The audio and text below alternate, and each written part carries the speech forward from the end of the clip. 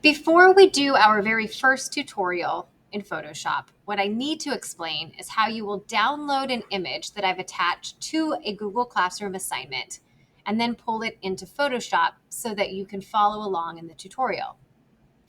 When you're in a Google Classroom assignment that has an image where I've asked you to download the attached image, simply come into that assignment and click on the image.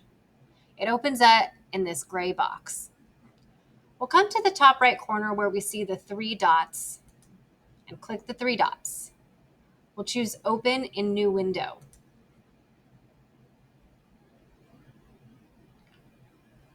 Once the image opens in the new window, notice you have some additional icons. The one we are looking for is the down pointing arrow to download. Click the download icon, and the image will download into our downloads folder. At this point, we can X out or close out of this tab and hit the back arrow to get back into our Google Classroom assignment. I can minimize out of Chrome. I'm now going to come to the bottom of my screen and click on my little yellow folder icon. And if it doesn't automatically jump to my downloads folder, on the left-hand side, I can go into my downloads folder. From there, you'll see the photo you just downloaded. Sometimes it shows as just the name of the icon. At the top, you can choose different ways to view your downloaded files, if that's helpful.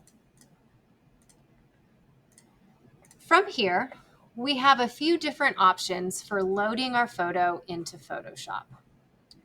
The easiest way is to drag and drop a file on top of the Photoshop icon, and it will automatically load up in Photoshop, ready to go. The other option would be to open Photoshop and click on the word Open.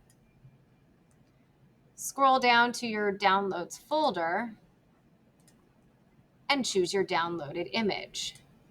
You can always update the view to make sure that you're grabbing what you need before you click Open. The last way to do it is with Photoshop open and with your little dialog box open. You can actually just drag and drop an image from your Downloads folder directly onto the home page of Photoshop, and it will load in Photoshop for you.